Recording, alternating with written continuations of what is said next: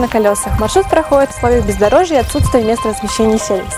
Туристы находятся всегда в комфортных условиях при любой погоде круглогодично.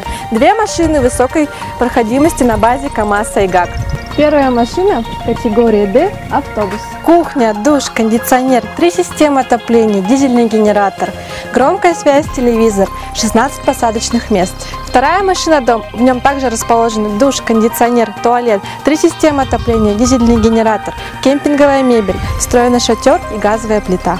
Для ночного отдыха 3 купе по 4 места на 12 человек. Проект «Дом на колесах» – это отдых в практически любых условиях на вашей любимой природе с комфортом.